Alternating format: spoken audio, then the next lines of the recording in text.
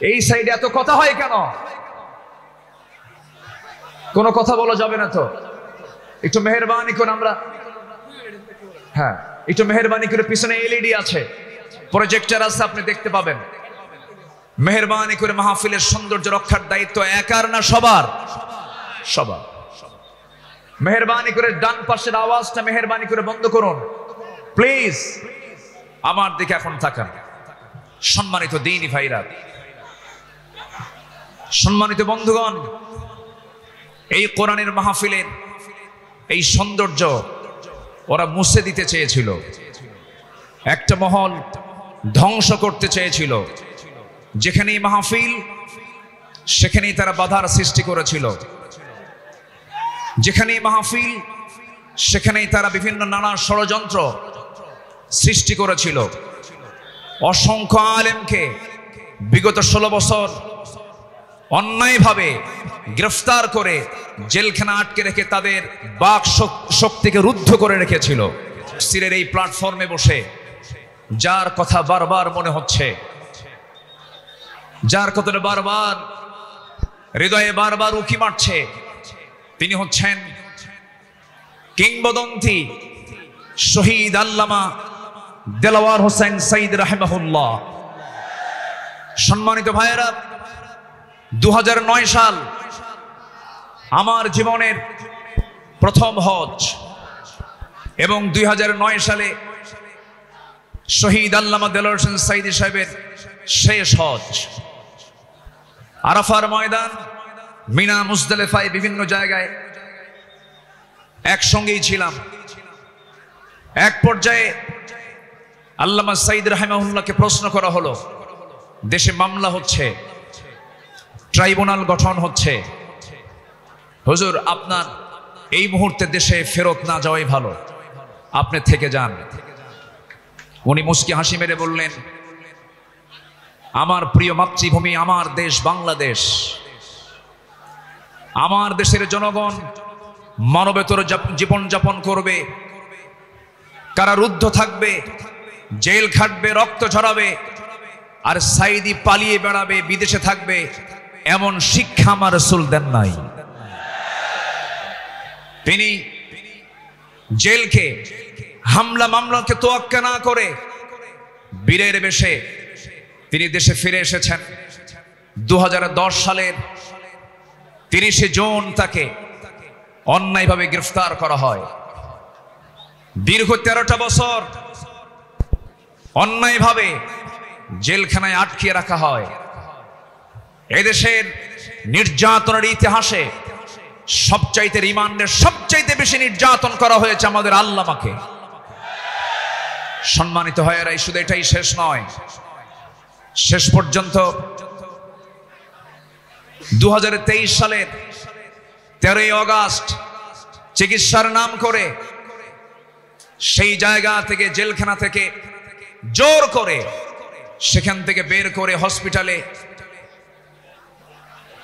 তাকে ষড়যন্ত্রের মধ্য দিয়ে ইমাম আবু হানিফার ওই একই পদ্ধতিতে বিষ প্রয়োগের মধ্য দিয়ে পয়জনিং করে তাকে শহীদ করা হয়েছে।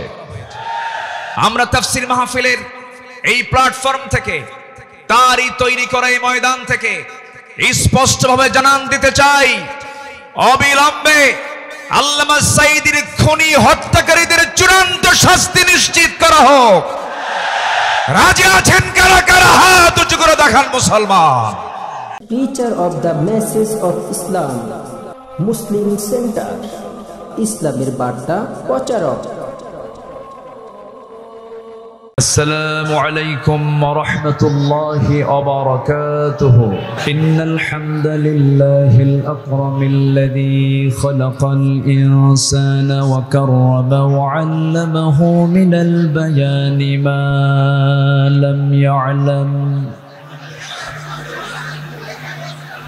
فسبحان الذي لا يحصى امتنانه باللسان ولا بالقلم.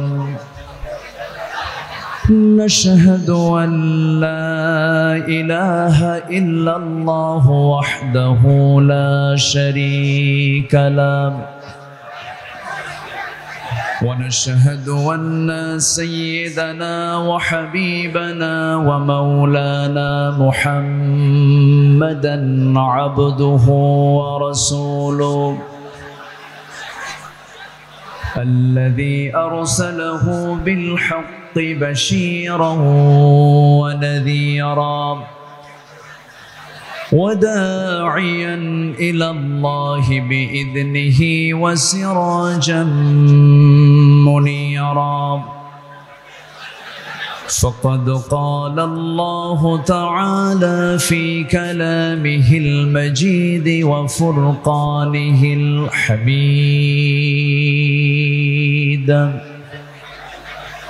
أعوذ بالله من الشيطان الرجيم بسم الله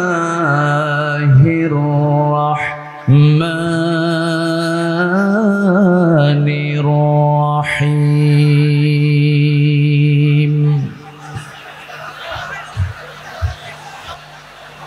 يا أيها النبي إنا أرسلناك شاهدا ومبشرا ونذيرا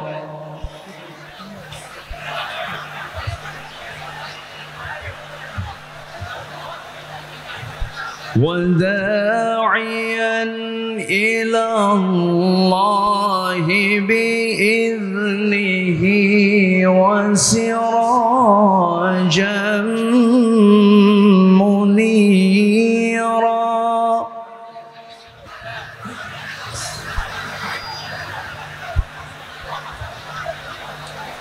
وبشر المؤمنين بأن لهم من الله فضلا كبيرا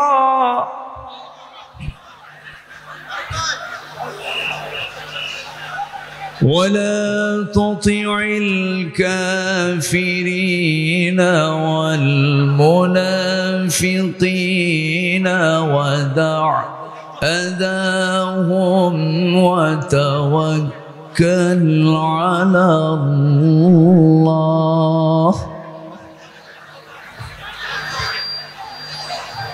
وكفى بالله وكيلا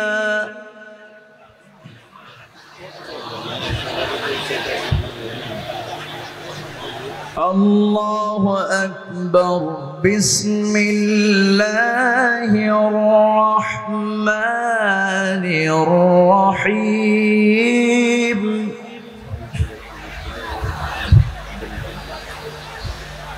إن الله وملائكته يصلون على النبي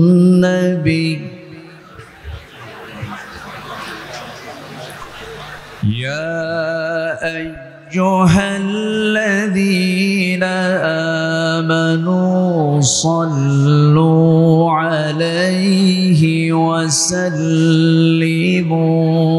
تسليما اللهم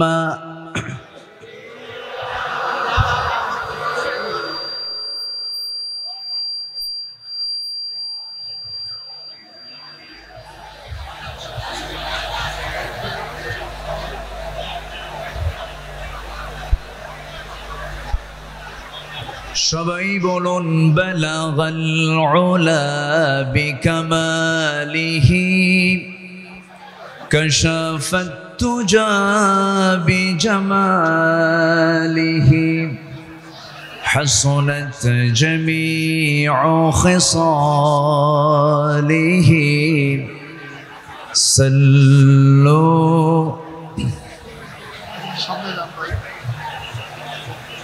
सूरत यूसुफ बिदारी हिकमत लुक़मान इमाम क़ारी क़ुरआन बारी ये है दिले सादे माले मा बलगल उला कशफत तुजा बिजमालिही हसनत जमीउ खिसालिही।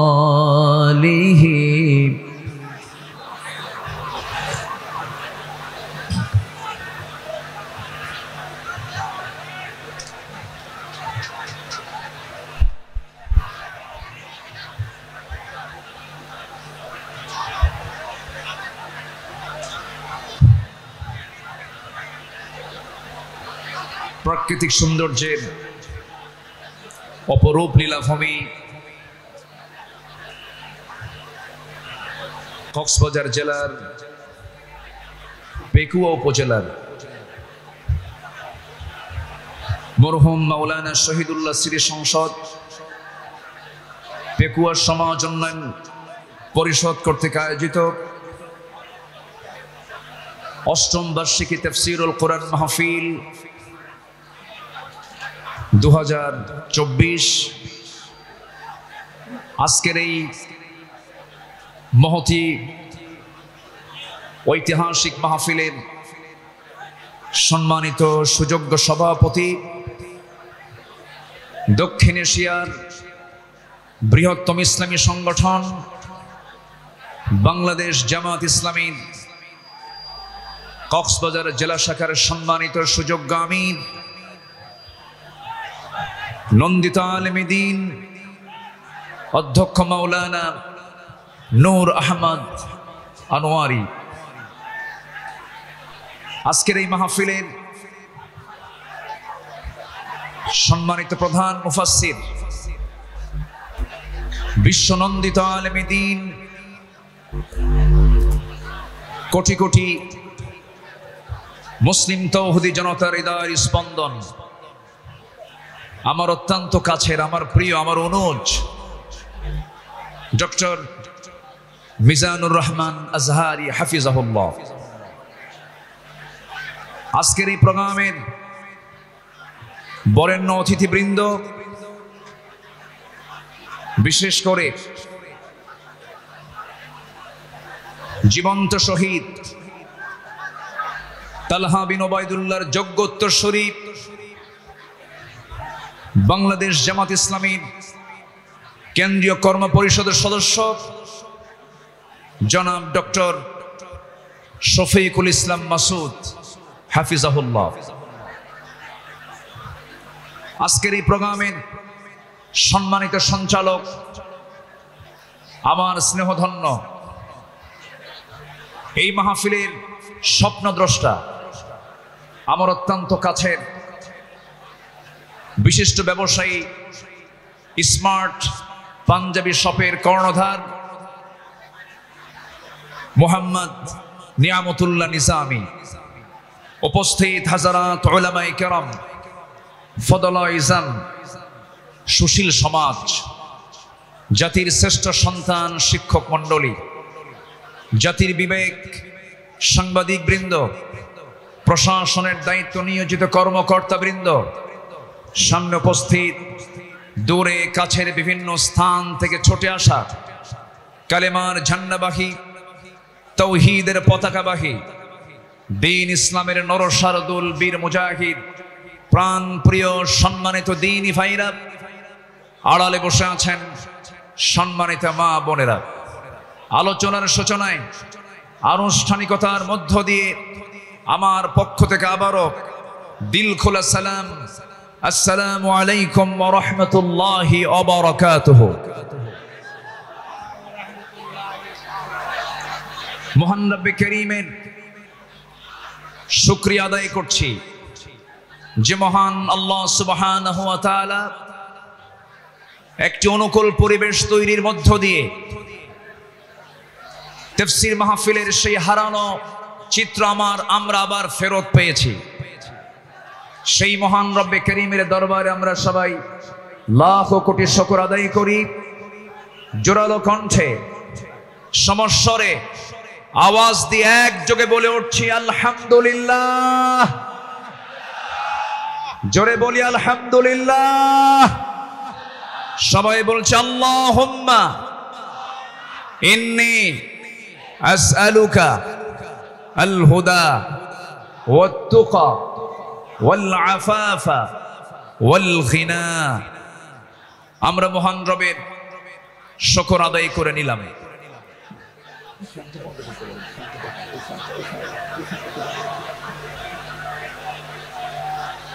সম্মানিত হাজিরিন, আমি লক্ষ্য করছি আমার বামে এবং ডানে যারা ভলেন্টিয়ার আছেন, মেহেরবানি করে কোনো কথা না বলি। এই তাফসীর মাহফিলে কথা বলার অনুমতি কয়জনের বলেন তো? একজনের। মসজিদে কথা বলে কয়জন? একজন। যদি আপনিও কথা বলেন তাহলে মাহফিল আর মাহফিল থাকবে না, মাহফিল বাজার হয়ে যাবে। এই জন্য আমি সবার কাছে করজনে মিনতি জানাই, তাফসীর মাহফিলে এসে যদি আপনি শৃঙ্খলা ভঙ্গের যদি মামলা খান আল্লাহর আদালতে, তাহলে কিন্তু বড় বেকায়দা হয়ে যাবে। মেহেরবানি করে যদি দেখতে না পান, হৃদয়ের চোখে অনুভব করুন, দেখুন, কোনো কথা না বলি। মেহেরবানি করে আলোচনার দিকে আমরা মনোনিবেশ দেই। আল্লাহ পাক এই মাহফিলকে সফলভাবে আল্লাহ তাআলা যেন মাহফিল কমিটি করতে পারেন, আমরা যেন করতে পারি, সেই তৌফিক মহান রব্বে করিম আমাদেরকে দান করুন। জোরে বলি আল্লাহুম্মা আমিন। সম্মানিত ভাইয়েরা, আজকে 2024 সাল। এই প্রোগ্রাম শুরু হয়েছে 2017 সাল থেকে। এই মাহফিলের শুরু থেকে নিয়ামতুল্লাহ নিজামী এই আয়োজন করে যাচ্ছেন। আল্লাহ তাআলা এই মাহফিলের সঙ্গে যারা সম্পৃক্ত ছিলেন, ইতিমধ্যে যিনি আমাদের মুরব্বী এম নিয়ামতুল্লাহ নিজামীর শ্রদ্ধেয় পিতা, আমাদের সকলের মুরব্বী মরহুম মাওলানা শহীদুল্লাহ রাহিমাহুল্লাহ, তিনি ইন্তেকাল করেছেন। আমরা তার জন্য দোয়া করি আল্লাহ রাব্বুল আলামিন তার কবরটাকে জান্নাতের টুকরা বানায় দেন। জোরে বলি আল্লাহুম্মা আমিন। সম্মানিত উপস্থিতি, এই সাইডে এত কথা হয় কেন? কোনো কথা বলা যাবে না তো?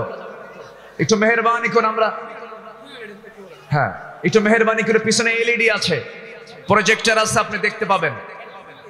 মেহেরবানি করে মাহফিলের সৌন্দর্য রক্ষার দায়িত্ব একার না সবার? সবার। মেহেরবানি করে ডান পাশের আওয়াজটা মেহেরবানি করে বন্ধ করুন প্লিজ। আমার দিকে এখন তাকান। সম্মানিত দ্বীনি ভাইরা,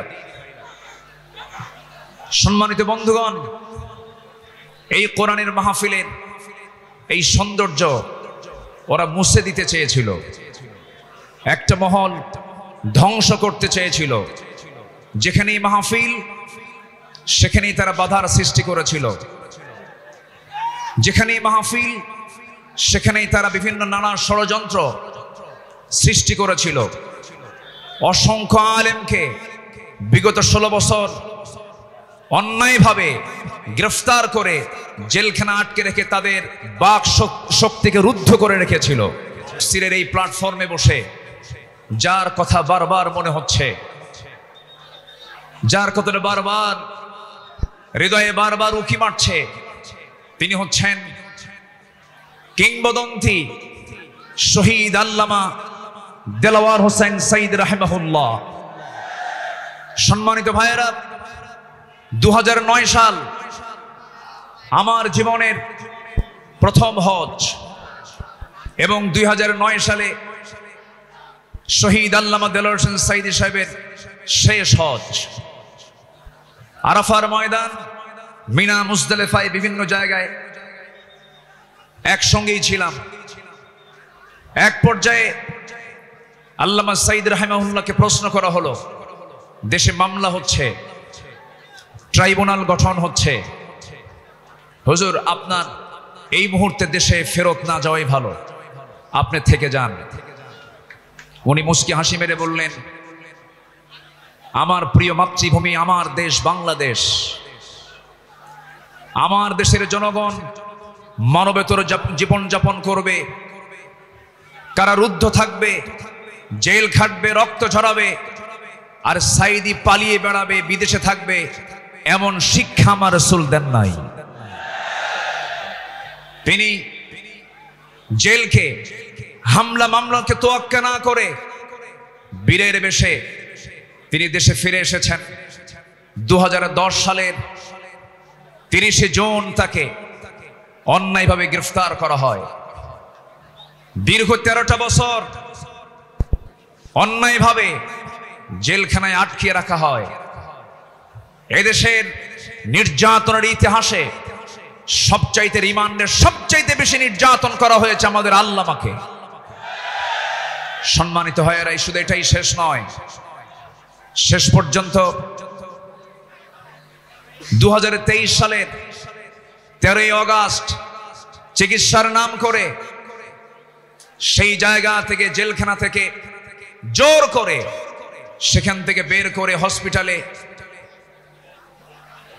তাকে ষড়যন্ত্রের মধ্য দিয়ে ইমাম আবু হানিফার ওই একই পদ্ধতিতে বিষ প্রয়োগের মধ্য দিয়ে পয়জনিং করে তাকে শহীদ করা হয়েছে।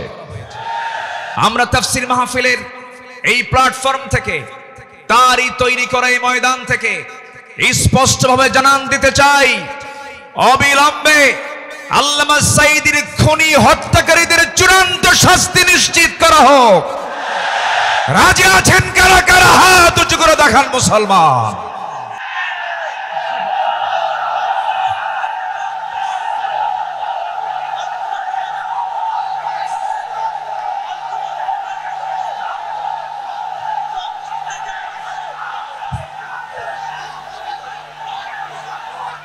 আল্লাহ কবুল করুন, জোরে বলি আমিন। 3টা অপরাধের কোনো ক্ষমা নাই। কয়টা? 3 অপরাধের কোনো ক্ষমা নাই। নাম্বার 1 কতলুন নফস, যারা হত্যাকারী তাদের কোনো ক্ষমা হতে পারে না। নাম্বার 2 আশ-শাইখুজ জানি, যারা বুড়ো জেনাকার, যারা বুড়ো হওয়ার পরও যারা জেনা করে তাদের কোনো ক্ষমা নাই। যারা দিন থেকে বের হয়ে যায় মুরতাদ, তাদের কোনো ক্ষমা নাই। সম্মানিত ভাইয়েরা, সম্মানিত বন্ধুগণ, সম্মানিত উপস্থিতি, আজকের এই উপস্থিতি প্রমাণ করে আগামীর দেশ কোরআনের দেশ, আগামীর দেশ ইসলামের দেশ। আল্লাহ কবুল করুন, জোরে বলে আমিন, আরো জোরে আমিন। আমার পরে আমাদের সবার কলিজার টুকরা মাজলুম দেশে থাকতে পারেন নাই, অনেক জুলুম তার উপর করা হয়েছে। ডক্টর মিজানুর রহমান আজহারি হাফিজাহুল্লাহ আসবেন, কিন্তু এইরকম যদি আপনারা সাইড টক করেন, কথা বলেন, যদি আওয়াজ করেন, আলোচকের কানে যদি সাইড আওয়াজ যদি চলে আসে, আলোচনা কি ভালো হতে পারে? তাহলে এই বিষয়টি একটু খেয়াল করার চেষ্টা আমি অনুরোধ করব, একটু মেহেরবানি করে, কোনো আওয়াজ না করে, মেহেরবানি করে যে যেখানে আছেন মনোযোগ দিয়ে আমরা কথাগুলো শুনবো। জোরে বলি ইনশাআল্লাহ। আমি আলোচনার সূচনায় কোরআনে কারীমের গুরুত্বপূর্ণ একটি সূরা, সূরাতুল আহজাব থেকে আমি 4টি আয়াতে কারীমা আমি তেলাওয়াত করেছি, যেখানে আমার নবীকে আল্লাহ তাআলা তার কিছু গুণগত দিক তুলে ধরেছেন। এই পৃথিবীতে যত নবী এসেছেন, সকল নবীর ভিতরে সবচাইতে বেশি সম্মানিত নবী হচ্ছেন মুহাম্মদুর রাসূলুল্লাহ। জোরে বলুন মুহাম্মদুর রাসূলুল্লাহ। আল্লাহ তাআলা তার রাসূলকে নাম ধরে ডাকতে পারতেন, কিন্তু নাম ধরে ডাকেন নাই। কি সম্মান দিয়েছেন! আমার নবীর সম্মানটা কত! আল্লাহ রাব্বুল আলামিন অন্য নবীদের নাম ধরে ডেকেছেন, ডাক দিয়েছেন। আল্লাহ রাব্বুল আলামিন বলছেন, ইয়া আদামু উসকুন আনতা ওয়া যাওজুকাল জান্নাহ ডাক দিয়েছেন ওয়ামা তিলকা বিয়ামিনিকা ইয়া মূসা। ডাক দিয়েছেন ইয়া ইয়াহইয়া খুযিল কিতাবা বিকুওয়া। আল্লাহ তাআলা সব নবীকে হরফে নিদা প্রয়োগ করে ডাক দিয়েছেন, কিন্তু একটা বারের জন্য আমার রাসূলকে নাম ধরে ডাকলেন না, অথচ কোরআন তার উপরে নাজিল হয়েছে। আল্লাহ রাব্বুল আলামিন যেখানেই তার নামটা নিয়েছেন সেখানেই তার গুণটা বর্ণনা করেছেন।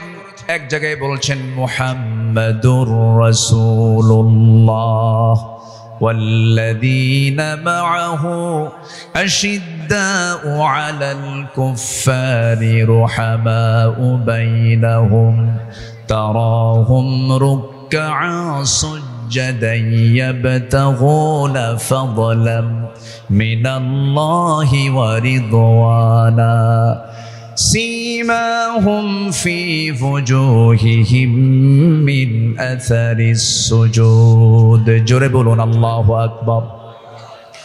আরেক জায়গায় আল্লাহ রাব্বুল আলামিন তার নাম নিয়ে বলছেন ওয়ামা মুহাম্মাদুন ইল্লা রাসূল قد خلت من قبله الرسل। কিন্তু আল্লাহ রাব্বুল আলামিন কোথাও নামকে সম্বোধন করে ডাক দেন নাই, আরেক জায়গায় ডাক দিচ্ছেন ইয়া আইয়ুহাল মুযাম্মিলু কুমিল লাইলা ইল্লা কালিলা নিসফাহু আও ইনকুস মিনহু কালিলা। আরেক জায়গায় ডাক দিচ্ছেন ইয়া আইয়ুহাল মুদ্দাসসির কুম ফাআনযির وَرَبَّكَ فَكَبِّرْ وَثِيَابَكَ فَطَهِّرْ জোরে বলুন আল্লাহু আকবার। ঠিক এই জায়গায় আল্লাহ রাব্বুল আলামিন সূরাতুল আহজাবের 45 নম্বর আয়াতে আল্লাহ রাব্বুল আলামিন তাকে কি সুন্দর করে ডাক দিচ্ছেন ইয়া আইয়ুহান নাবিয়্যু ইন্না আরসালনাকা শাহিদাও ওয়া মুবাশশিরাও ওয়া নাযীরাও وداعيا إلى الله بإذنه وسراجا منيرا জোরে বলুন আল্লাহু আকবার। হে আমার নবী, আমি আপনাকে পাঠিয়েছি সাক্ষী করে, শাহিদ করে, মুবাশশির করে, সুসংবাদদাতা করে, ওয়া নাযীরা ভীতি প্রদর্শনকারী করে পাঠিয়েছি, এবং আল্লাহর পথে দায়ী করে পাঠিয়েছি। আমার আল্লাহ তাআলা আমার রাসূলকে এত সম্মান দিয়েছেন। দুঃখজনক হলো সত্য, বিগত 16 বছর শুধু আলেমদের উপরে নির্যাতন হয়েছে তা নয়, আমার রাসূলকে নিয়ে বাজে কটূক্তি পর্যন্ত করা হয়েছে, ঠিক কি না?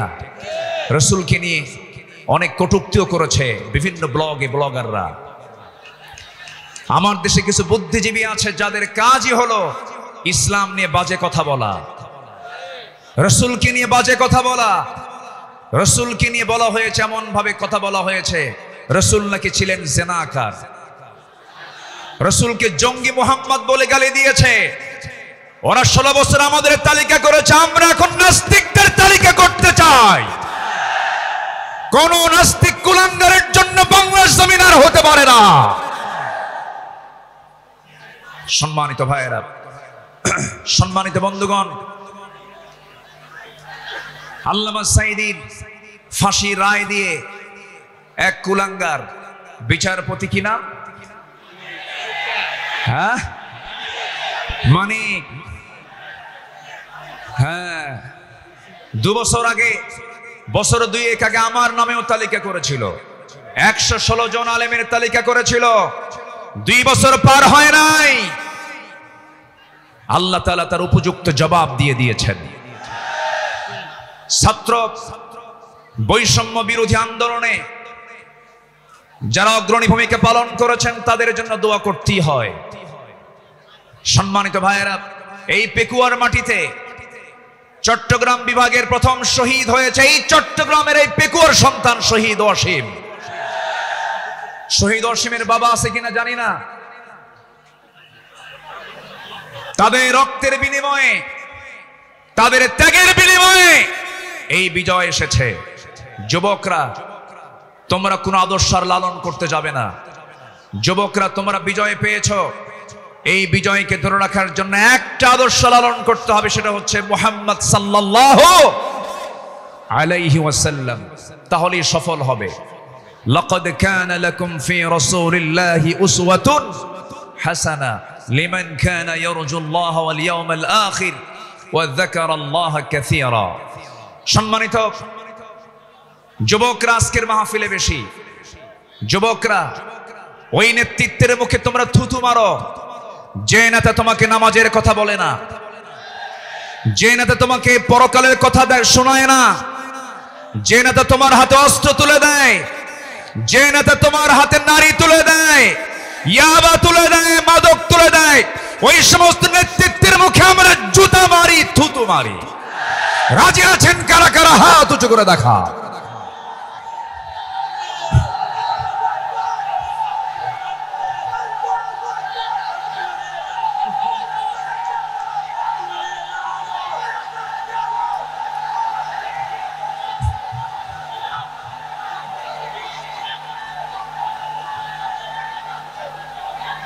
আল্লাহ কবুল করুন, জোরে বলি আল্লাহুম্মা আমিন। যুবকরা, তোমাদের হাতে আগামীর বাংলাদেশ, নতুন বাংলাদেশ গড়ার জন্য কোন আদর্শ আমরা মানি না, আমরা মানি উসওয়ায়ে হাসানা, নবীর আদর্শ, নবীর আদর্শ, নবীর আদর্শ। আল্লাহ কবুল করুন, জোরে বলে আমিন। প্রত্যেক মাহফিলে টাইম সিলেকশন থাকে না, আজকের মাহফিলে টাইম সিলেকশন আছে। আমাকে খুব অল্প সময়ের মধ্যে হয়তো আমাকে শেষ করতে হবে, এই জন্য আমাকে সামারাইজ করে, সংক্ষিপ্ত করে কিছু কথা বলতে হচ্ছে। সম্মানিত ভাইয়েরা, সম্মানিত বন্ধুগণ, এই মাহফিলের এই প্ল্যাটফর্মে 16 বছর যারা এই কাজ করেছেন তাদেরকে ভালোভাবে মাহফিল করতে দেওয়া হয়নি।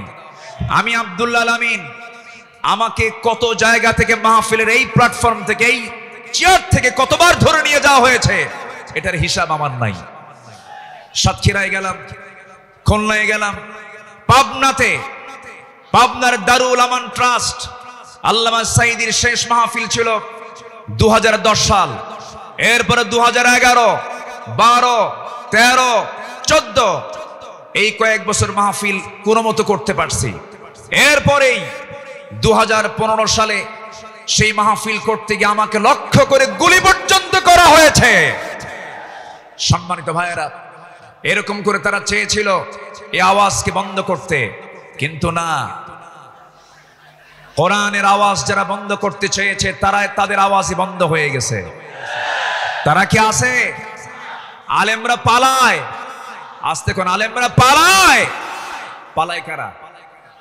আমাদেরকে যারা রাজাকার বলে গালি দিয়েছে, পাকিস্তানি রাজাকার বলেছে, আমরা কেউ পাকিস্তান যাই নাই, দিল্লি রাজাকার সব দিল্লি গিয়ে বসে আছে।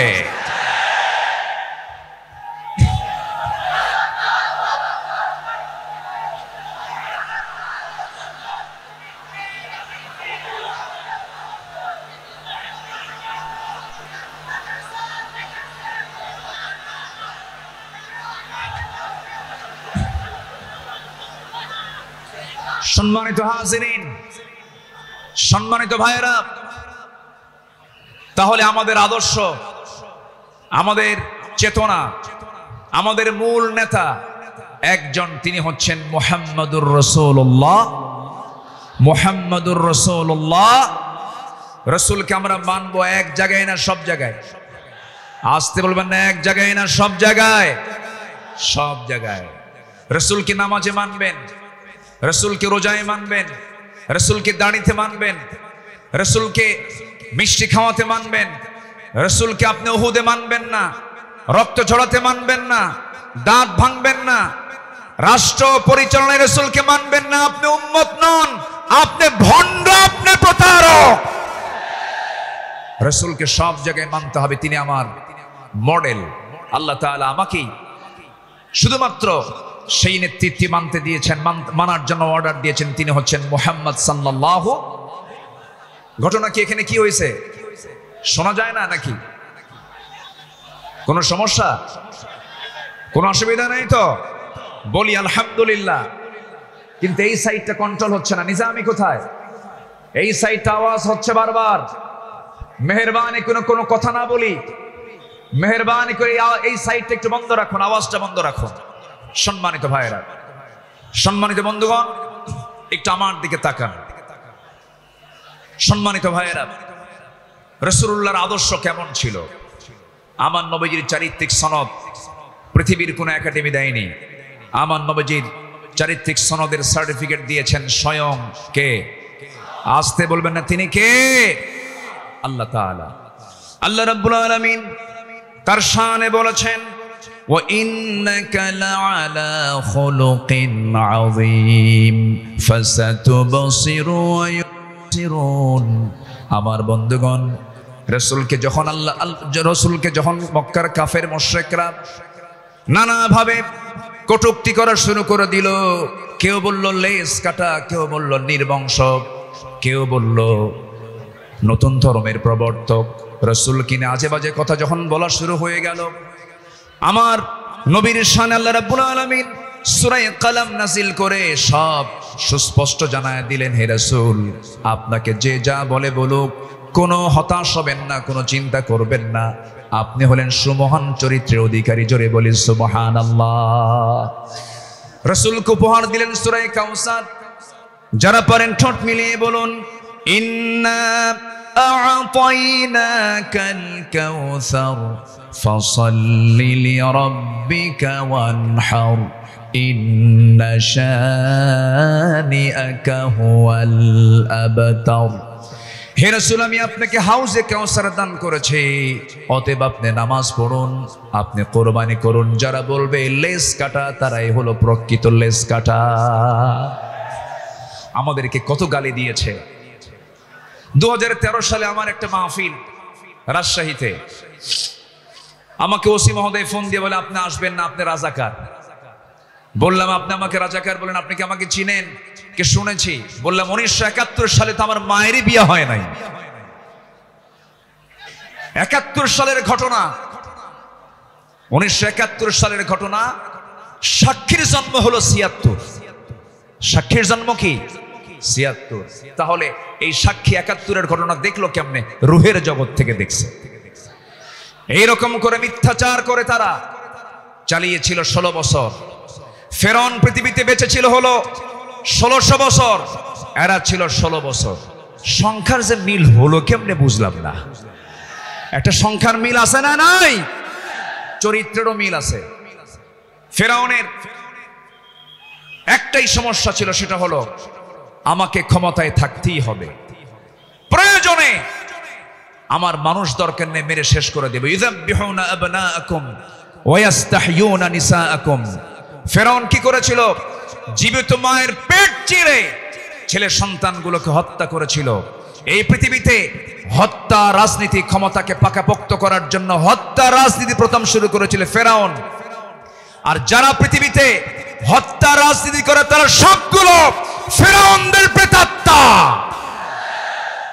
ফেরাউনকে আমরা বিদায় জানিয়ে দিয়েছি। সেদিন এক মাহফিলে বললাম এই কথা, একজন সামনে থেকে দাঁড়ালো, হুজুর ওটা ছিল পুরুষ ফেরাউন আর আমাদের দেশেরটা ছিল হলো লেডিস ফেরাউন। সম্মানিত ভাইয়েরা, আমার নবীজির যে আদর্শের দিকগুলো আমি আলোচনা করতে চাচ্ছি। নাম্বার 2 হচ্ছে, আমার নবী হচ্ছেন 1 নাম্বার বিশ্ব শ্রেষ্ঠ চরিত্রের তিনি অধিকারী। নাম্বার 2 হলো আমার নবীজির সালাত ছিল সবার চাইতে কম না বেশি? তিনি সেজদা দিয়েছেন কম না বেশি? সবচেয়ে বেশি সেজদা দিয়েছেন মুহাম্মাদুর রাসূলুল্লাহ। মুহাম্মাদুর রাসূলুল্লাহ তিনি বলেছেন, ওয়াজুইলা কুররাতু আইনি ফিস সালাহ। রাসূলের কাছে নামাজ ছিল হলো চক্ষু শীতলকারী। নাসাই শরীফের হাদিস। সম্মানিত ভাইয়েরা, আমার নবীজির নামাজ ছিল অনেক লম্বা। তিনি যখন নামাজে দাঁড়িয়ে পড়তেন, লম্বা সময় নিয়ে নামাজ পড়তেন। সেজদায় যখন যেতেন, তার চোখের পানি এত পড়তো যায় নামাজ ভিজে যেত। এবং তিনি যখন কাঁদতেন, হাদিস এসেছে তার কান্নাটার আওয়াজ এমন হতো, চুলার উপরে পানি গরম দিলে যেমন টকবকের একটা আওয়াজ হয়, আমার নবীজি যখন কাঁদতেন তখন টকবক করা পানির মতো আওয়াজ হতো আমার নবীজির মুখ থেকে। তিনি এত কাঁদতেন। অথচ তার জীবনের কোনো গুনাহ ছিল না। তিনি কাঁদতেন অঝরে ঝাড়ায়, সেজদায় পড়ে পড়ে ঘন্টার পরে ঘন্টা। কোন এক রাতের আধারে আমার নবীজি সেজদায় পড়ে কাঁদতেছেন, পাশে বসে আছেন আম্মা জান আয়েশা সিদ্দিকা রাদিয়াল্লাহু তাআলা আনহা। আমার নবীজি লম্বা সময় সেজদার মধ্যে পড়ে আছেন, তিনি সেজদা থেকে মাথা ওঠান না। নবীজির কোনো আওয়াজ নাই, নবীজির কোনো শব্দ নাই। ঘন্টা পার হয়ে যায়, আম্মা জান আয়েশা মনে করছেন রাসূল বুঝি ইন্তেকাল করলেন কিনা। নবীজির গায়ে চিমটি কাটলেন, চিমটি কাটার সঙ্গে সঙ্গে তিনি নড়ে উঠলেন, সালাম ফেরা শেষ হলো। রাসূল বলছেন, আয়েশা তুমি আমাকে চিমটি কাটলে কেন? হুজুর আপনি নড়াচড়া করেন না, আমি আপনাকে চিমটি কেটে বুঝলাম আপনি জীবিত আছেন কিনা। রাসূল বলছেন, আয়েশা রে, কাল হাসরের ময়দানে আল্লাহ যদি আমাকেও পাকড়াও করেন, পার পাওয়ার আমারও কোনো উপায় থাকবে না, কিন্তু ইল্লা ইয়াতাগাম্মাদানি আল্লাহ, কিন্তু আল্লাহ পাক আমাকে রহমতের চাদর দিয়ে আমাকে আবৃত রাখবেন। জোরে বলি সুবহানাল্লাহ। নবীজি ছিলেন নাম্বার 3 সর্বশ্রেষ্ঠ সম পালনকারী। তিনি সারা জীবন প্রতি সোমবার এবং বৃহস্পতিবার তিনি সম পালন করতেন। আমার নবীজি তু'রাদুল আ'মালু ইয়াওমাল ইসনাইন ওয়াল খামিস ফাউহিব্বু আন ইউ'রাদা আমালি ওয়া আনা সাইম। আমার নবীজি সোমবার এবং বৃহস্পতিবার তার রোজা কখনো বাদ হতো না। শাবান মাসে সবচেয়ে বেশি তিনি রোজা পালন করেছেন। যুবকরা, যৌবনকে কন্ট্রোল করতে হবে। তোমার যৌবন নষ্ট করা যাবে না। তোমার চরিত্র সাইয়েদনা ইউসুফের মতো হতে হবে। আগামীর নেতৃত্ব দিতে গেলে বিবাহ পূর্ব কোনো অবৈধ রিলেশন করা যাবে না, নোংরামি করা যাবে না। কিছু যুবক আছে দেখতে পাবে গার্লস স্কুলের সামনে যায় কিছু যুবক আছে ইতিমের মতো বসে থাকে। আছে না? কিছু আছে না? নাই?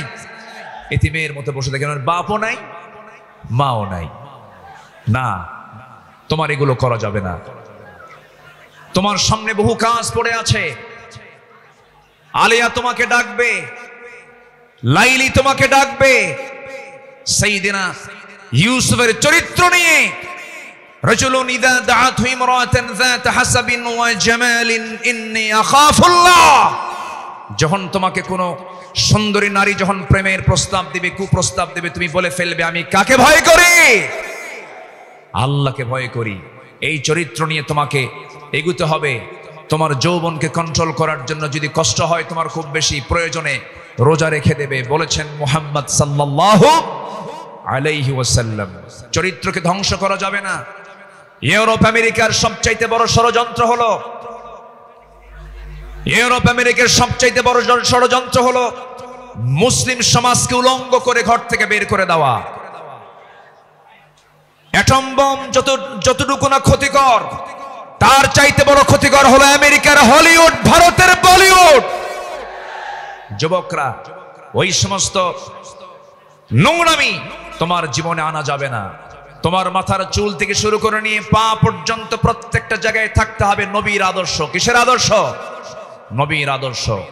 মাথার চুল ইদানিং দেখা যায় মাথার চুলগুলো কাটে কেমন করে জানি, দুই দিকে চুল নাই, পিছনেও চুল নাই, একেবারে চামড়া বের করা, মাথার উপরে গোল কইরা একদম নারিকেল জিনজিরা।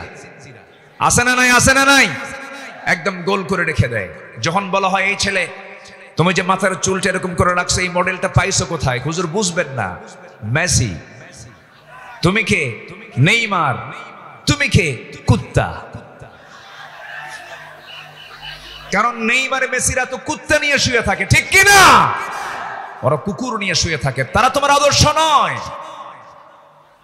শার্টের সাইজ নাই, প্যান্টের সাইজ নাই, নতুন প্যান্ট কিনে আনে হাঁটু ফাটা। কি আমি কি ভুল বলতেছি? নতুন প্যান্ট কিনে আনে কি ফাটা? হাঁটু ফাটা। হাঁটুতে কাপড় নাই। ওই পোশাক পরে কি নামাজ হবে? আসতে বলো, ওই পোশাক পরে কি নামাজ হবে? হবে না। নামাজ হতে হলে আগে সতরটা ঢাকতে হবে। অনেকদিন আগে এক মসজিদে ঢুকলাম আমি, নামাজ শুরু করব, ঢুকেই তো 2 রাকাত নামাজ। আমাদের দেশে বিভিন্ন মসজিদে লেখা থেকে লাল বাতি জ্বলাকালীন অবস্থায় নামাজ নিষেধ। এটা মানবেন না। আমার নবীজির সুন্নাহ যদি মানেন তাহলে মসজিদে ঢুকেই কয় রাকাত নামাজ পড়েছেন মুহাম্মদ সাল্লাল্লাহু আলাইহি ওয়াসাল্লাম। তো আমি ভিতরে ঢুকে নামাজ শুরু করবো, দেখি সামনে এক যুবক নামাজে দাঁড়াইছে, এরকম একটা প্যান্ট আর শার্ট নিয়ে। তো ভাবলাম দেখি ওর নামাজটা আগে দেখি।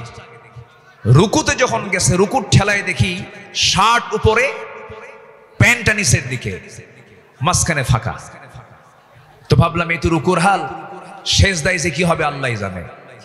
সেজদায় যখন গেছে তখন দেখি প্যান্ট খুইলা আন্ডার প্যান্ট বের হইছে। এই হলো পোশাকের হাল। এই জাতীয় কোনো পোশাক যুবকরা পরবে না। তোমার সূরত এবং সিরাত হতে হবে নবীর আদর্শ উজ্জীবিত, নবীর আদর্শের মতো হতে হবে, নবীর আদর্শকে লালন করতে হবে। সম্মানিত ভাইয়েরা, নাম্বার 4, আমার নবী ছিলেন অশেষ দানশীলতার শ্রেষ্ঠ একটা উদাহরণ। তিনি বেহিসাবি দান করতেন, কিচ্ছু রাখতেন না, সব দিয়ে দিতেন দিন প্রতিষ্ঠার সংগ্রামে। রাসূল যেদিন মারা যাবেন, আমার নবীজির ইন্তেকালের সময় হয়ে গেল, নবীজি দুনিয়া থেকে বিদায় নেবেন। আম্মা জান আয়েশার উরুর উপরে মাথা রেখেছেন। নবীজি যে কোনো মুহূর্তে দুনিয়া থেকে বিদায় নেবেন। এমন সময় বলছেন, আয়েশা রে, আমি মনে হয় দুনিয়া থেকে বিদায় নেব, আমার মনে হয় বিদায় লগনটা চলে আসছে, যে কোনো মুহূর্তে মালাকুল মউত চলে আসবে। দেখো তো আমার ঘরের মধ্যে কোনো কিছু আছে নাকি। গোটা ঘর তালাশ করে কয়েকটা স্বর্ণের টুকরা বের হলো। আমার নবীজি হাতের তালুতে নিয়ে বললেন, আয়েশা, এতটুকুন সম্পদ আমি রাখতে চাই না, এতটুকুন সম্পদ আমি একামতে দিনের কাজে আমি দান করে দুনিয়া থেকে বিদায় হতে চাই। আমার নবীজি 2 হাতে দান করেছেন। নাম্বার 5 হলো পৃথিবীর সবচেয়ে শ্রেষ্ঠ সৎ প্রেমময় এবং সৎ ন্যায়পরায়ণ স্বামী ছিলেন। আম্মা জান আয়েশা বলেন, রাসূল আমাকে এত পরিমাণ ভালোবেসেছেন, রাসূল বলেছেন, শরীর খাবার যেমন শ্রেষ্ঠ, আমার স্ত্রী হলো সবার মধ্যে শ্রেষ্ঠ। আমি আয়েশাকে দারুণ ভালোবাসি। আমার নবীজি একজন আদর্শ স্বামী ছিলেন, শ্রেষ্ঠ স্বামী ছিলেন। আমার নবীজির চারিত্রিক গুণ নিয়ে যদি আমরা আলোচনা করতে যাই, গোটা রাতেও শেষ হবে না, কেউ কোনোদিন শেষও করতে পারবে না, কারণ তার চারিত্রিক সনদ আল্লাহ পাক নিজে দিয়েছেন। আর তার চরিত্র হলো কানা খুলুকুহুল কোরআন, তার চরিত্রই হলো কোরআনে কারীম। জোরে বলি সুবহানাল্লাহ। আমার নবী নাম্বার 6, তিনি ছিলেন একজন অলংকারিত শ্রেষ্ঠ বাবা। এমন বাবা পৃথিবীতে আর খুঁজে পাওয়া যাবে না। রাসূল 4 মেয়ের বাপ ছিলেন। কয় মেয়ের বাপ ছিলেন বলেন? আস্তে কয় মেয়ের বাপ ছিলেন? আল্লাহ পাক আমাকেও আপনাদের দোয়ায় 4টা মেয়ের বাবা আমাকে বানিয়েছেন। এত আস্তে আলহামদুলিল্লাহ বললেন, বিয়ে কি আপনি দিবেন নাকি? এটা জোরে বলেন না আলহামদুলিল্লাহ। হ্যাঁ, 4টা মেয়ের বাবা ছিলেন মুহাম্মদ সাল্লাল্লাহু আলাইহি ওয়াসাল্লাম। নবীজি মেয়েদেরকে বিয়ে দিয়েছেন। সাইয়েদনা ওসমানকে মেয়ে দিয়েছেন, আবার সাইয়েদনা আলীকেও মেয়ে দিয়েছেন। একজনকে দিয়েছেন ধনী ছেলের সাথে, আরেকজনকে দিয়েছেন গরিব ছেলের সাথে। রাসূল কি ব্যালেন্স করেছেন। সবচেয়ে প্রিয়, সবচেয়ে আদরের দুলালী ফাতিমাকে গরিব ছেলের সঙ্গে বিয়ে দিয়েছেন। বিয়ে যেদিন দিলেন, রাসূল বললেন, ও ফাতিমা, আমি তোমাকে এমন স্বামী তোমার হাতে তুলে দিলাম, এমন স্বামী আমি তোমাকে দিলাম, যার সম্পদ নাই, টাকা নাই, পয়সা নাই, ঘর নাই, বাড়ি নাই, কিচ্ছু নাই, কিন্তু মাথা থেকে পা পর্যন্ত তাকওয়া দিয়ে ভরা। জোরে বলে সুবহানাল্লাহ। এমন স্বামী তোমাকে দিলাম। চলে যাও বাবার ঘর থেকে স্বামীর ঘরে গিয়ে করে খাও। মৃত্যুর দিন পর্যন্ত যেন স্বামীর বিরুদ্ধে একটা নালিশ আমার কানে না আসে। এই কথা বলে বিদায় দিয়ে দিলেন। আমার নবীজি 3 দিন পার হয় নাই, ফাতিমাকে না দেখলে তিনি অস্থির হয়ে যেতেন। আমার ফাতিমা কোথায় গেল, আমার ফাতিমা কোথায় গেল। আমার নবীর ঘরে একদিন ফাতিমা আসলেন। বসে বসে তিনি সালাত আদায় করছেন। রাসূল বলছেন, ফাতিমা, বসে বসে নামাজ পড়া তো তোমার ঠিক নয়, তুমি তো যুবতী মানুষ। এবার তিনি বলছেন, আব্বা জান, আমিও জানি আমি বসে বসে নামাজ পড়ি না, কিন্তু দাঁড়িয়ে দাঁড়িয়ে নামাজ পড়ার হেতু হলো, আমি যে দাঁড়িয়ে দাঁড়িয়ে নামাজ পড়ব, আমার গায়ে যে জামাটা দেখতে পাচ্ছেন বাবা, এর পেছনের একটা অংশ তালিযুক্ত অংশ আছে। আমি যদি দাঁড়িয়ে থেকে নামাজ আদায় করতে যাই, আপনার চোখে এই তালি অংশটুকু পড়তে পারে। আপনি হয়তো আমার স্বামীর ব্যাপারে নেগেটিভ সেন্স আনতে পারেন, আহারে আমার মেয়ে কালী কাপড়ে কষ্ট দেয়, আমার স্বামীর এতটুকুন দুর্নাম প্রকাশ পেয়ে যাক, আমি এটা চাই নাই বলে আমি বসে বসে নামাজ আদায় করছি, জোরে বলি সুবহানাল্লাহ। এবং মেয়েকে বিয়ে দিয়ে বললেন, ও আমার মেয়ে ফাতিমা, স্বামীর ঘরে চলে যাও, মৃত্যুর দিন পর্যন্ত যেন স্বামীর বিরুদ্ধে একটা নালিশ যেন আমার কানে না আসে। সংসার করে খাও, বিয়ের পরে বাবার ঘরের চাইতে শ্রেষ্ঠ ঘর হলো স্বামীর ঘর, স্বামীর ঘরে করে খাও। কিন্তু আজকের বাপরা কি তা কয়? আজকের বাপরা কি কয় জানেন? মেয়ে বিয়ে দিয়ে কয়, মা চলে যা স্বামীর ঘরে, যদি কিছু বলে শুধু ফোন দিবি, খাইয়া ফালামো। ঠিক আছে না? না, এই আচরণ করা ঠিক নয়। আমার নবীজি একদিন বসে আছেন, ফাতিমা রাদিয়াল্লাহু তাআলা আনহা তিনি তার আব্বার সঙ্গে দেখা করার জন্য আসছেন। এসে বলছেন, আব্বা আপনি হলেন রাষ্ট্রপ্রধান, আপনি যা বলবেন তাই হয়ে যাবে। আমি অভিযোগ নিয়ে আসি নাই, স্বামীর সঙ্গে পরামর্শ করে এসেছি। আমরা যে ঘরে থাকি ভাড়ার ঘর, মেঝেটা কাঁচা, গায়ে পায়ে কাপড়ে ময়লা লেগে যায়। আপনার দুইটা নাতি হাসান হোসাইন, এদেরকে নিয়ে আমি সামলাতে পারি না। দেখুন তো একটা খাদেম নিযুক্ত করা যায় নাকি, একটা কাজের মানুষ নিযুক্ত করা যায় নাকি? আমার রাসূল বলছেন, ও আমার কলিজার টুকরা মেয়ে ফাতিমা, এদিকে আসো। তোমার বাবা তার নিজের কাপড় নিজে ধৌত করে, নিজের ঘর নিজে ঝাড় দেয়।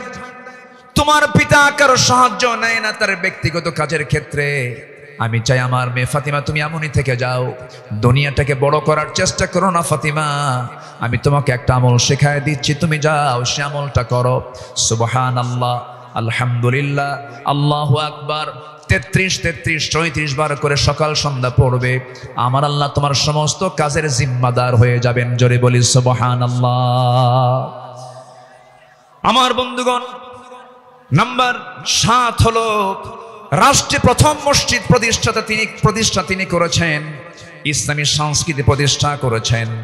নাম্বার 8 হলো বিশ্ববাসীর জন্য তিনি প্রেরিত কোরআনের প্রথম এবং শ্রেষ্ঠ প্রধান শিক্ষক তিনি। ইন্নামা বুইসতু মুআল্লিমান বুইসতু লিউতাম্মিমা মাকারিমাল আখলাক। রাসূল বলেন, আমি পৃথিবীতে প্রেরিত হয়েছি মানুষের চারিত্রিক মানকে তার চূড়ান্ত শিখরে পৌঁছে দেবার জন্য, জোরে বলি সুবহানাল্লাহ। নাম্বার 9 হলো যুদ্ধের ময়দানে তিনি ছিলেন অগ্রগামী, সাহসী একজন নেতা। বদর, উহুদ, খন্দক, এই সমস্ত যুদ্ধ তার প্রমাণ। প্রতিটা যুদ্ধে আমার নবী যে সবার পেছনে না সবার আগে, সবার পেছনে না সবার আগে, সবার আগে। সবচেয়ে মার খেয়েছেন উহুদের ময়দানে, সবচেয়ে বেশি রক্ত ঝরিয়েছেন মুহাম্মদুর রাসূলুল্লাহ, মুহাম্মদুর রাসূলুল্লাহ সাল্লাল্লাহু আলাইহি ওয়াসাল্লাম।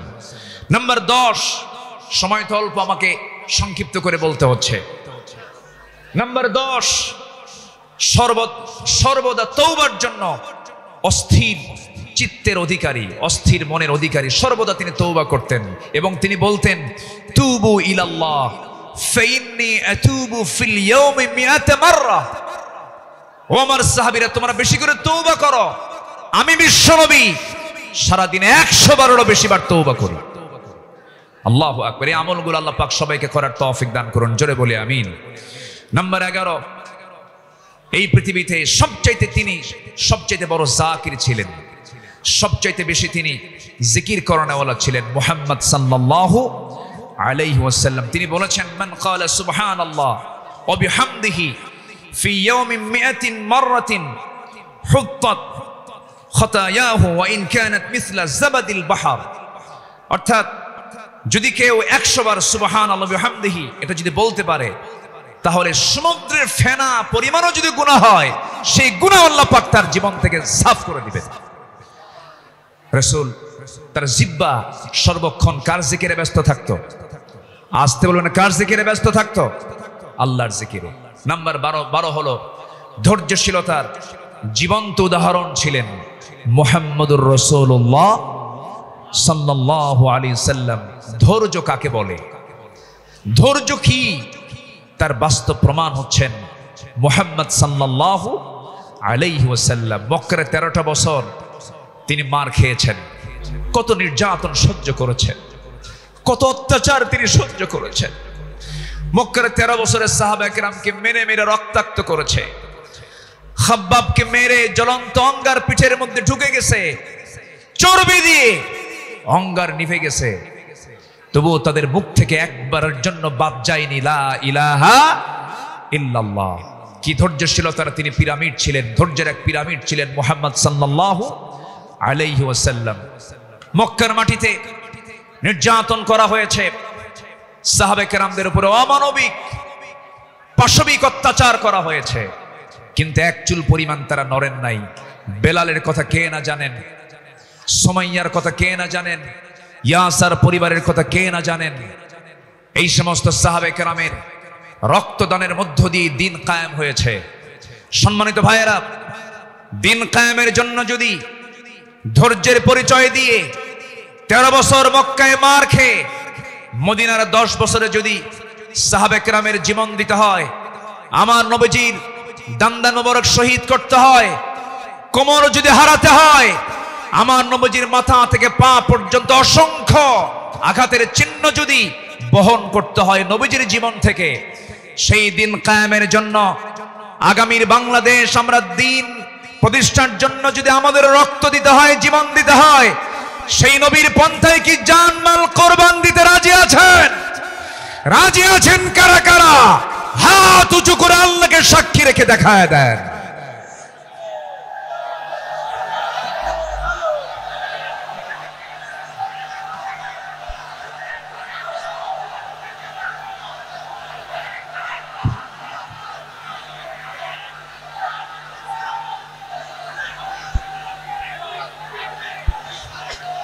আল্লাহ কবুল করুন, জোরে বলে আমিন, আরো জোরে আমিন।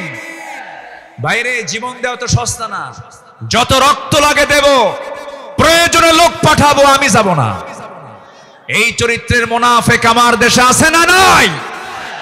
আবু সাইদরা জীবন দেয়, আমার দেশের কিছু মুফতিরা ফতুয়া দেয়, ও তো শহীদ হয় নাই। হ্যাঁ, আবু সাইদরা জীবন দেয়, শহীদ অসীমরা জীবন দেয়, আমার দেশের কিছু ফতুয়া সন্ত্রাস, এগুলো ফতুয়া সন্ত্রাস। আরে ফতুয়া দেও নাকি শহীদ হয় নাই, তুমি কোন কসু করছো?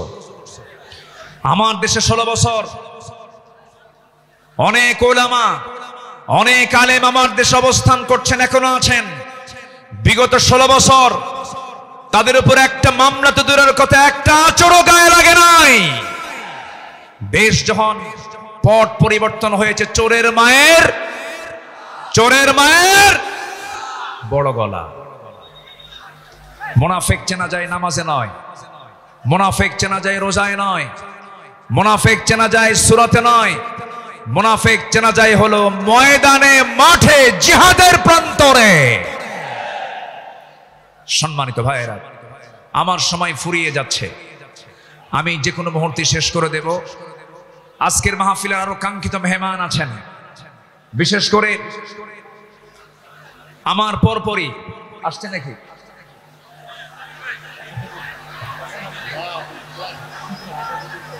হ্যাঁ, আচ্ছা, জি, বিশেষ করে এদেশের ইসলামী আন্দোলনের জীবন্ত শহীদ তালহা বিন ওবায়দুল্লাহর যোগ্য উত্তরসূরি ডক্টর শফিকুল ইসলাম মাসুদ হাফিজাহুল্লাহ, তিনি অল্প সময়ের মধ্যে আমাদের মাঝে আসবেন। জোরে বলি ইনশাআল্লাহ, জোরে বলি ইনশাআল্লাহ। তার বয়ান ছিল মাগরিবের পরে, উনি আসতে একটু পথে জ্যামের কারণে দেরি হচ্ছে বিধায় আমি আগেই উঠেছি। উনি ওনার তেজোদ্দীপ্ত হৃদয়ের খোরাক আপনাদের জুটাবেন। জোরে বলি ইনশাআল্লাহ, আর জোরে বলি ইনশাআল্লাহ। সম্মানিত হাজিরিন, নাম্বার 12 যে গুণটার কথা বলছিলাম, আমার নবী ছিলেন ধৈর্যশীলতার এক মূর্ত প্রতীক। তায়েফের ময়দানে গিয়ে রাসূল দাওয়াত দিতে গিয়ে ফুল পেয়েছেন না পাথর পেয়েছেন? আসতে কয়, ফুল পেয়েছেন না পাথর পেয়েছেন? পাথর পেয়েছেন। আমার নবীজি মক্কার মাটিতে দাওয়াত দিতে গিয়ে নবীর বিরুদ্ধে মামলা হয়েছে, হামলা হয়েছে, নির্যাতন হয়েছে, আঘাত করা হয়েছে, রক্তাক্ত করা হয়েছে। রাসূল 13 বছর মার খেয়েছেন, কিন্তু মদিনায় আসার পরে তিনি শুধু মার খান নাই, মার দিয়েছেন। এখান থেকে প্রমাণ হয় মায়ের খাওয়া যেমন সুন্নাত, মায়ের দেওয়া তেমন সুন্নাত। প্রয়োজনে বাতিল বাতিল শক্তিকে আঘাত করার জন্য মায়ের দিতে হবে। রাজি আছেন কারা কারা? হাত উঁচু করে দেখান।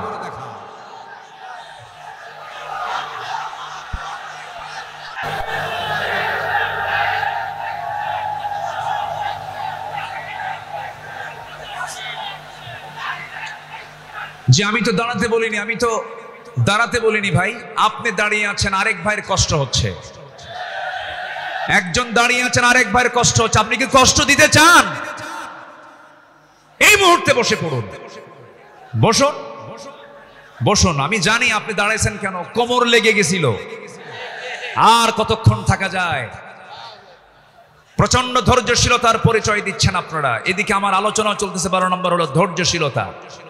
ধৈর্য ধারণ করার শক্তি দাও গো মেহেরবান আমায়, দাও গো মেহেরবান। ধৈর্য ধারণ করার শক্তি দাও গো মেহেরবান আমায়, দাও গো মেহেরবান। বুকের ভেতর ব্যথার নদী বইছে অবিরাম, বইছে অবিরাম। ধৈর্য ধারণ করার শক্তি দাও গো মেহেরবান আমায়, দাও গো মেহেরবান। জোরে বলি আমিন, আরো জোরে আমিন। নম্বর 13 হলো সৎ নেতৃত্ব এবং ন্যায় বিচারে উজ্জ্বল দৃষ্টান্ত রেখেছেন মুহাম্মদুর রাসূলুল্লাহ সাল্লাল্লাহু আলাইহি সাল্লাম। সবার কম বেশি জানা আছে, আমার নবীজির কাছে এক সম্ভ্রান্ত মহিলা চুরির প্রমাণ মিলেছে। নবীর কাছে রিপোর্ট এসেছে। রাসূল বললেন, তোমরা এই মহিলাকে নিয়ে যাও, কোনো কথা নেই। ইসলামের যে সিদ্ধান্ত, হাত কেটে ফেলা, ফাকতাউ আইদিয়াহুমা, আস-সারিকু ওয়াস-সারিকাতু ফাকতাউ আইদিয়াহুমা, কোনো কথা নেই, চুন্নি হলেও হাত কেটে দিতে হবে। সেই সম্ভ্রান্ত পরিবারের সদস্যবৃন্দ সাইয়েদনা ওমর ফারুকের কাছে গেলেন, গিয়ে বলতেছে, সাইয়েদনা ওমর, আপনি যদি একটু সুপারিশ করতেন, হয়তো আমাদের রাসূল একটু এখানে ক্ষমার দৃষ্টিতে দেখতেন, লঘু শাস্তি দিতেন। সাইয়েদনা ওমর ফারুক যখন তার কাছে গিয়ে বললেন, ইয়া রাসূলুল্লাহ, সম্ভ্রান্ত পরিবারের মেয়ে, দেখুন তো একটু এই জায়গায় শাস্তিটাকে কমিয়ে লঘু করা যায় কিনা। আমার নবীজির চেহারা রক্তিম আকার ধারণ করলো, নবীজির চেহারা লাল বর্ণ আকার ধারণ করলো। নবীজি এবার বলছেন, ওমর, তোমার দারাজ কণ্ঠ কোথায় গেল? তোমার আওয়াজ তো খুব স্লো হয়ে গেছে, তুমি এমন দারাজ কণ্ঠ তোমার হারিয়ে গেল কেন? ওমর, তুমি আমাকে যে প্রস্তাব দিতে এসেছো, আমি তোমাকে স্পষ্ট ভাষায় জানান দিতে চাই। এই জায়গায় যদি আল্লাহি লাউ আন্না ফাতিমাতু বিনতে মুহাম্মদ সারাকাত লাকাতাতু ইয়াদাহা, যদি এই মুহূর্তে আল্লাহর কসম করে বলি, আমার কলিজার টুকরা ফাতিমা বিনতে মুহাম্মদ যদি চুরি করে ধরা পড়ে যেত, আমি রাসূল সময়কে সাক্ষী রেখে নিজ হাতে আমি আমার ফাতিমার হাত কেটে দিতাম। জোরে বলি আল্লাহু আকবার, আরো জোরে আল্লাহু আকবার। সেই বিচার, সেই শাসনকে আমরা দেখতে চাই। সেই বিশ্বনবীর তৈরি করা, তিনি যে পার্লামেন্ট তৈরি করেছিলেন, যে আদালত কায়েম করেছিলেন, কোরআনের আদালত, সেই কোরআনের আদালতকে আমরা দেখতে চাই। তাহলে আমরা সৎ এবং যোগ্য নেতৃত্ব কায়েম করব, সেই কাজে আমরা নিজেকে প্রস্তুত করব। জোরে বলি ইনশাআল্লাহ, আরো জোরে বলি ইনশাআল্লাহ। জিকির করি লা ইলাহা,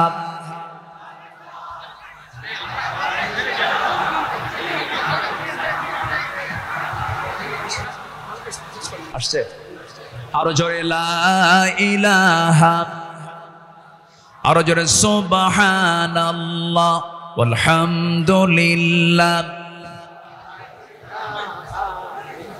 লা ইলাহা ইল্লাল্লাহ মুহাম্মাদুর রাসূলুল্লাহ সাল্লাল্লাহু।